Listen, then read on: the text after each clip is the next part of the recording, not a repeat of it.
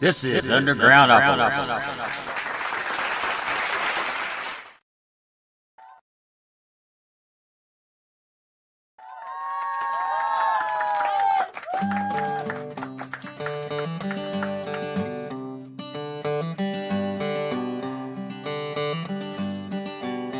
I walk the high line from the trailhead by the tracks. Everything I need I carry right here on my back. Just me and my old bird dog and a sturdy pair of shoes.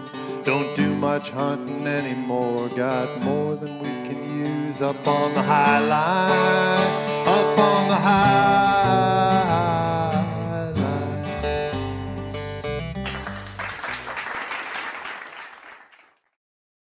Hello, friends, family, fiends of Undergroundopolis. If you haven't joined the Fiends of Undergroundopolis Facebook discussion group, do so.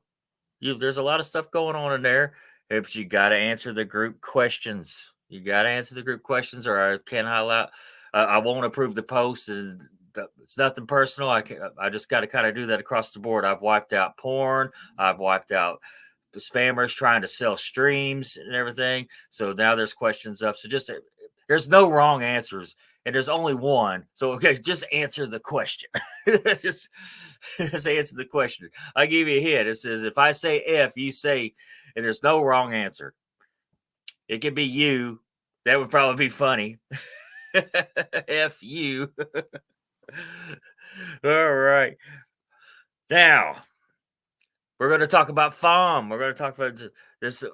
The next several episodes pretty much are all going to be about talking about February Album Writing Month.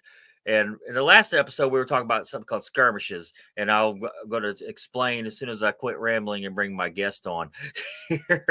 But February Album Writing Month, where you write 14 songs in 28 days or more or less, is there's no FAWM police. It doesn't matter.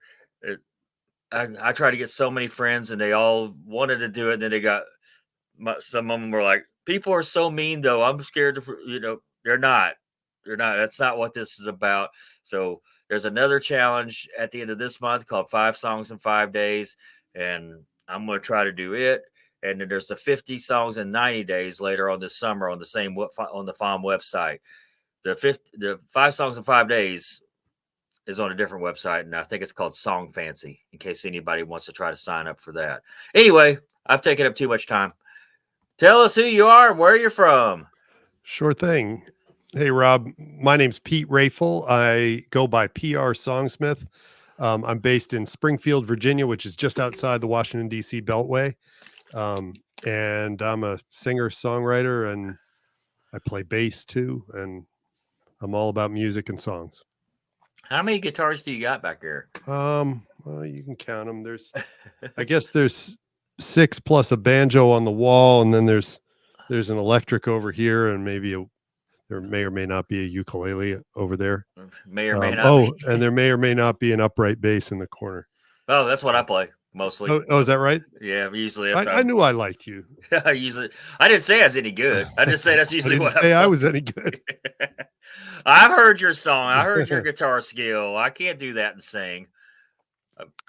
The picking that you were doing, I can't do that and sing. Well, I appreciate you saying that. I've been working at that for a number of years. I could tell you a little story about that. A few years ago, I guess 7 or 8 years ago now, my wife bought me for Christmas a ticket to Steve Earle's songwriting camp.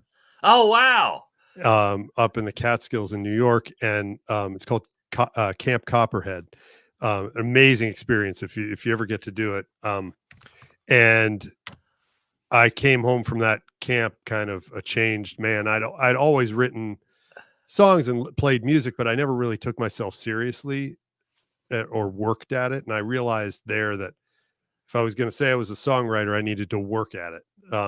And so I decided to work at it. But one of the things I did there was I wrote a song that I couldn't play. I had a guitar part in my mind that my fingers could not achieve. And so I realized I needed to up my guitar game too. And so the next year I actually went to a different camp run by Richard Thompson. Oh, wow. So I saw the ad for his camp, and I was like, well, if I'm going to up my guitar game, that's the guy. So actually, for the last 7 years now, I've been going to his camp, and he teaches that hybrid picking where you got a pick in your hand and you're using the pick and a couple of fingers, and it's this is the first year that anyone's actually complimented me on my guitar playing. So 7 years of practice, and I'm almost there. Hey, I'm there for your ego, buddy. Like I said, I knew I liked you. I see your comment, Jay Hermans. What you got? Something gross? I see your comment. That's not to you. It's to me. It's we work together. All right. Do you have a bird dog?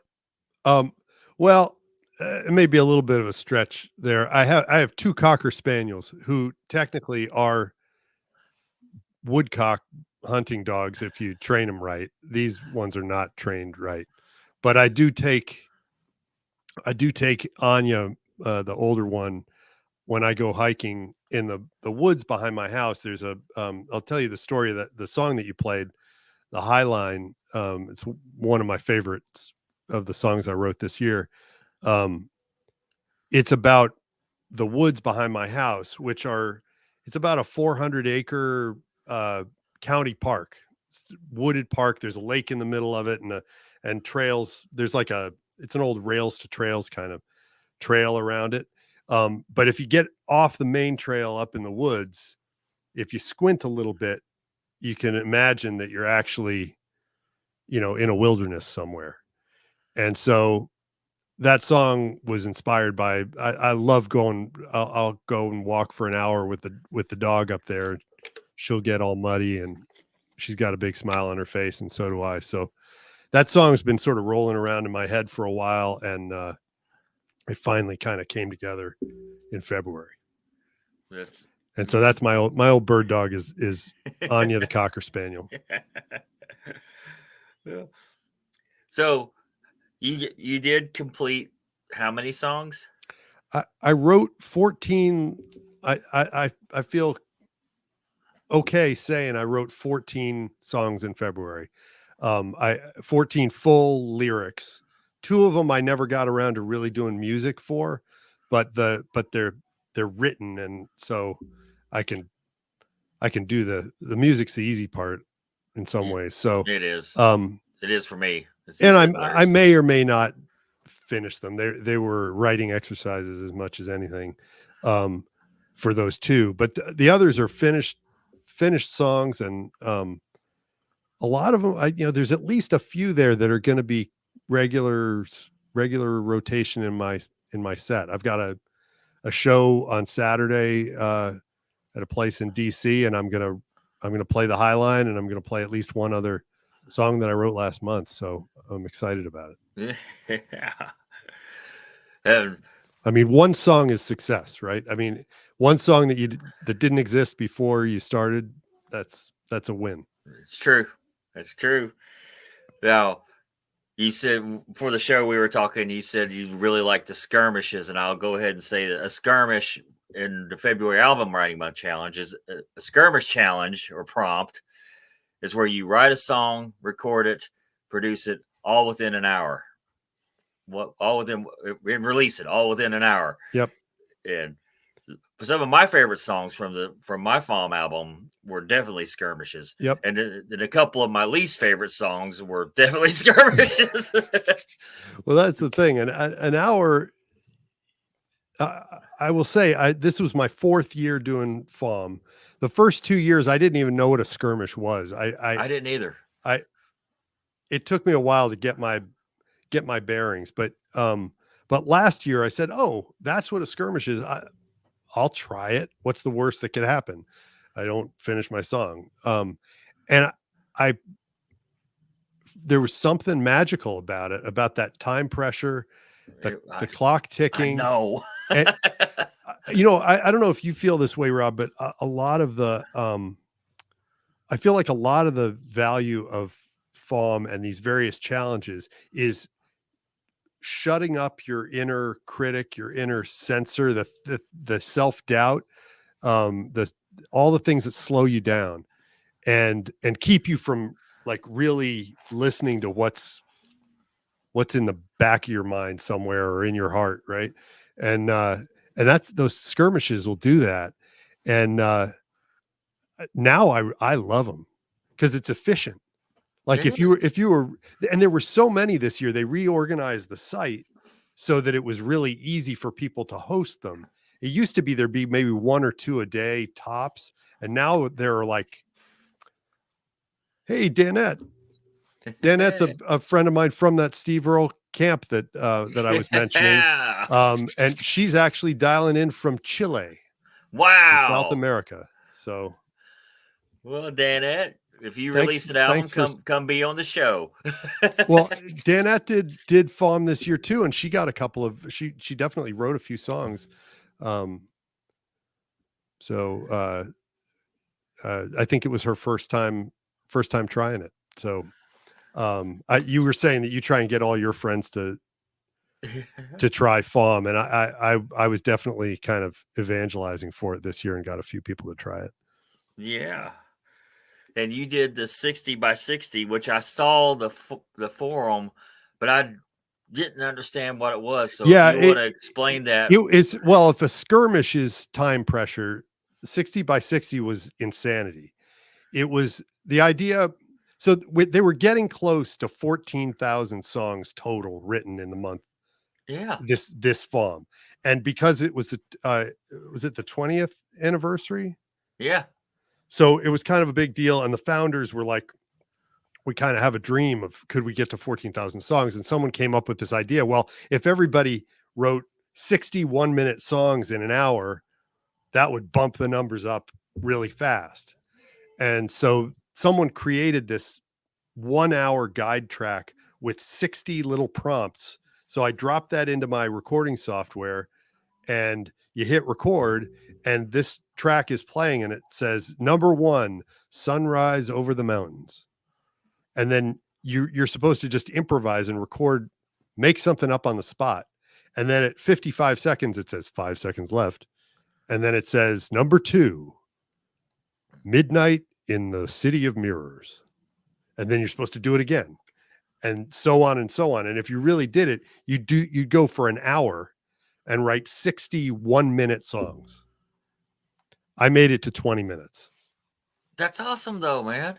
And some of the little 1-minute things are worth, they're worth going back to and seeing if you can make a whole song out of them. Like stuff spills out that you don't even expect. It was really kind of bizarre. So me being the punk rocker I am, I can squeeze three verses, 3 choruses, and a bridge in 60 seconds. For sure. I found that the first 15 seconds of each one was me kind of saying, what the hell am I going to say about this? And then something would come out. And when I typed up the lyrics afterwards, they were like little haikus. It was only 6 or 8 lines of something. And some of them were interesting. Some of them were not, but no, it really is incredible, man. Do you have any shows or anything coming up that you're going to be playing? Yeah, I'm really excited. There's a thing in DC called Artomatic. It's a kind of it's a free arts festival. They take over an office building in DC, like a vacant office building, and turn it into an art festival. And so it's all free. It's all kind of artist run. And I'm going to be playing 3 Saturday shows at that. So this Saturday night at 8:30, I'm going to play a 45-minute set of my original music, including a couple of songs, the Highline, the one that you played a little bit of at the beginning here, and a few others that they're brand new. This will be their world premiere. And what's the dates of that? That's this Saturday, March 23rd. And then I'm doing it again on April 6th and again on April 13th. So anybody that's in the DC area, look up Artomatic and come on down. It'd be great to see you. Is it every Saturday? The festival runs like 6 weeks, so I think it runs through the end of. Those are all Saturday nights, but it runs through the end of April, I think. Got a website or anything you want to plug in before we wrap it up? You can follow me on Instagram. That's probably the best bet. And my handle's on the screen there, PR Songsmith. And follow me. I'll follow you back. And I'm also on Facebook and YouTube. You can find clips of me playing and making a fool of myself.